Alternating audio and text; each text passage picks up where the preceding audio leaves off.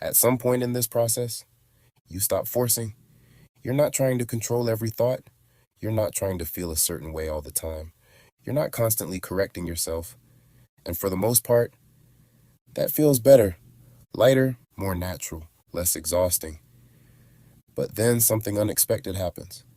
It starts to feel slower, not in an obvious way.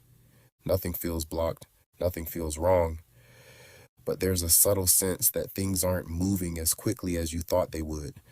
And that can be confusing because you assumed that once you stopped forcing, everything would accelerate, that things would start clicking into place faster. But instead, it feels like things have leveled out, like the intensity is gone, like the urgency has disappeared. And without that urgency, it can feel like progress slowed down.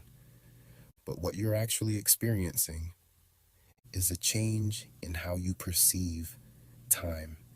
Because before, when you were forcing, your attention was constantly on the outcome.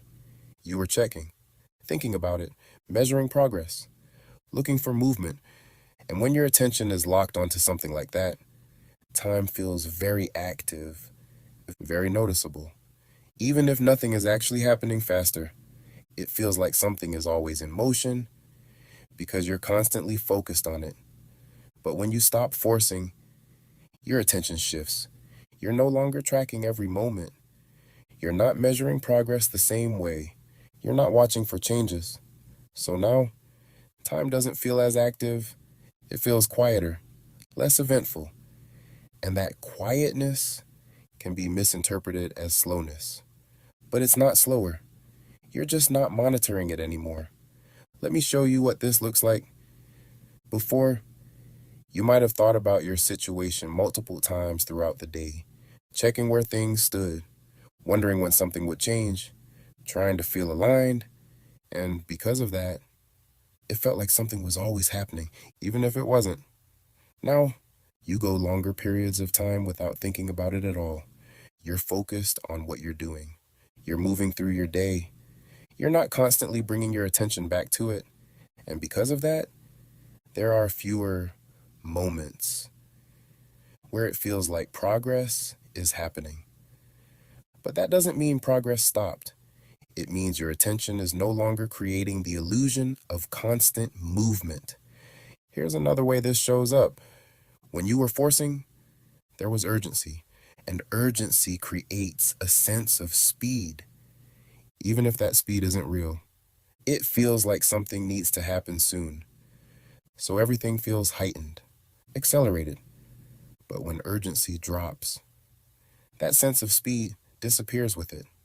And what you're left with is a more neutral experience of time. And neutral time often feels slower, even when it's not.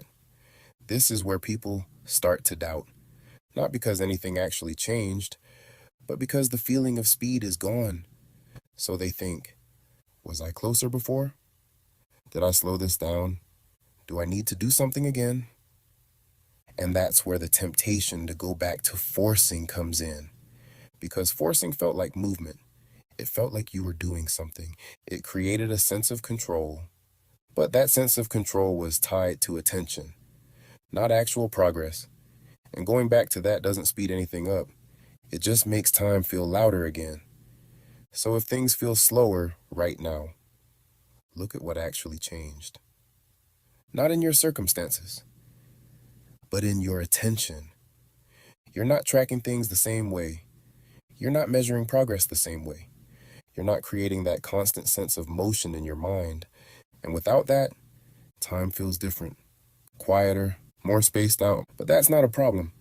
That's what it looks like when you're no longer interfering. Progress doesn't need to feel fast to actually be happening. And once you stop using feeling fast as a measurement, the need to speed things up disappears completely. Subscribe and enter your manifesting state.